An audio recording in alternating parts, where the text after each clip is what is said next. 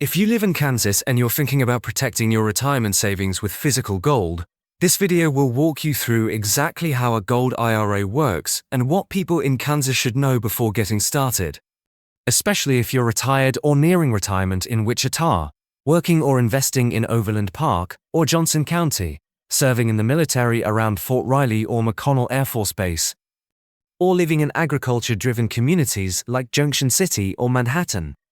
Kansas has a very specific retirement landscape, shaped by aerospace, public pensions, military service, and Midwest cost of living realities. And understanding how a gold IRA fits into that picture can make a real difference in long-term financial stability. Before we go any further, I want to be clear that this video is for educational purposes only and should not be considered financial, tax, or legal advice. I've done my best to present accurate information from reliable sources, but every individual's situation is different. So you should always consult a qualified financial professional or tax advisor before making any decisions about your retirement accounts. As I was researching this topic, I leaned heavily on educational materials from firms that specialize specifically in gold IRAs, including Augusta Precious Metals. They focus a lot on investor education rather than hype, which is helpful when you're dealing with something as serious as retirement planning. I'll leave a link to their free educational guide in the description below if you want more details. A big reason many Kansans are looking into gold IRAs right now comes down to economic concentration and retirement math. In Wichita, known as the air capital of the world, the local economy is deeply tied to aviation. Companies like Spirit AeroSystems, Textron Aviation, which includes Cessna and Beechcraft, and Bombardier, have supported thousands of good-paying jobs for decades. For engineers, machinists, and long-time aerospace workers, this has been a blessing, but it also creates a risk that's easy to overlook. When commercial aviation slows down, whether due to global travel disruptions, manufacturing delays, or high-profile issues like the 737 MAX situation, the ripple effects are felt locally. Retirement portfolios heavily invested in industrial and aerospace stocks can stagnate at the same time that home values and local economic activity flatten. Many retirees turn to gold because it allows them to decouple a portion of their wealth from the boom and bust cycle of a single industry. There's also what many people call the retirement gap in Kansas. Recent 2025 data suggests that to retire comfortably in the state, a single person may need roughly $52,000 to $55,000 per year to cover housing, utilities, healthcare, food, insurance, and transportation. While that number is lower than in coastal states, the reality is that median income for Kansas seniors is often closer to $32,000 annually. That leaves a gap of $20,000 or more every year for retirees who don't have strong pensions or substantial savings. Inflation only makes this gap harder to manage. Utility costs in Kansas and across the Midwest have been rising steadily, with energy prices increasing by roughly 3 to 4% per year. For retirees facing harsh winters and higher heating bills, those increases can quietly eat away at fixed incomes over time. When you combine inflation with market volatility, it's easy to see why diversification and wealth preservation become top priorities. One important clarification that often causes confusion is that gold IRAs are federal retirement accounts, not state-specific products. They are governed by IRS rules, specifically Internal Revenue Code Section 408M, which defines exactly which precious metals are allowed, how they must be held, and how the account must be structured. These rules apply uniformly across all 50 states, including Kansas.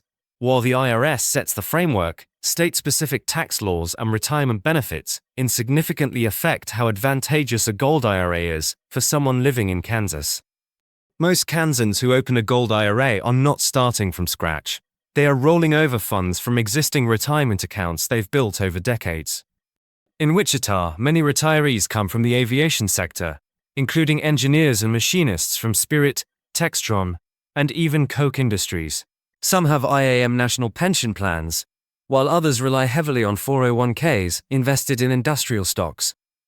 Concentration risk becomes a concern when both your career and your retirement savings depend on the same sector. A gold IRA can help diversify that exposure while keeping the account tax deferred. Another major group in Kansas is public employees covered by KPERS, the Kansas Public Employees Retirement System. KPERS serves more than 330,000 members, including teachers, state employees, and police and fire personnel. One major benefit of KPRS is that pension distributions are exempt from Kansas state income tax. That's a powerful advantage. However, many KPRS members also have supplemental accounts, like KPRS 457 or 403B plans. These supplemental accounts are typically invested in the stock market and are fully exposed to market volatility. For many retirees, rolling part of their supplemental, market-exposed accounts into a gold IRA makes sense, while leaving the core KPERS pension untouched and tax-free. Military retirees are another key group, especially around Fort Riley and McConnell Air Force Base. Career soldiers and airmen often settle in the Flint Hills region after retirement and bring thrift savings plan balances with them. A TSP rollover into a gold IRA is a common strategy for diversifying away from purely paper assets and gaining protection against inflation and market downturns, especially for those planning to live on fixed incomes for decades. Here's how buying a gold IRA works, step by step. The first step is opening a self-directed IRA with an IRS-approved non-bank custodian. These custodians specialize in alternative assets and ensure your account follows IRS regulations. The second step is funding your account, usually through a direct rollover or transfer from an existing 401k, 403b, 457 plan, or TSP. It's important to emphasize a direct, trustee-to-trustee rollover to avoid the mandatory 20% IRS withholding tax and to keep the process smooth with any relevant tax authorities. The third step is selecting IRS-approved investment-grade metals. Gold must meet a minimum purity of 0.995, and silver must meet a minimum purity of 0.999. The final step is storage. The gold is owned by your IRA, not by you personally, and it must be stored in an IRS-approved third-party depository under the custody of your account. This ensures compliance with federal regulations, protects your investment from personal liability, and guarantees that your metals are properly secured. Kansas offers some notable advantages for gold IRA investors. One of the biggest wins is the state's sales tax exemption on bullion. Under Kansas statute KSA 793606, sales of gold, silver, and platinum bullion and coins are fully exempt from state sales tax. There is no minimum purchase requirement. Whether you're buying a single coin or funding an entire IRA, you pay zero sales tax. Depending on your local tax rate, this can save you roughly 6.5% to 10% compared to states that still tax precious metals. Another advantage is what many call the KPERS tax shield. Since KPERS pension distributions are 100% exempt from Kansas state income tax, many smart retirees leave those benefits untouched. Instead, they use taxable private 401ks or traditional IRAs to fund a gold IRA. This strategy allows retirees to preserve their tax-free income stream while diversifying other assets into physical gold. However, Kansas also has a major gotcha retirees need to understand, often referred to as the Social Security cliff. Kansas taxes Social Security benefits if your federal adjusted gross income reaches $75,000 or more. If your income is $74,999, your Social Security benefits remain tax-free. If it crosses $75,000, even by a small amount, all of your Social Security benefits become taxable at the state level. A gold IRA can help manage this risk because it's tax-deferred.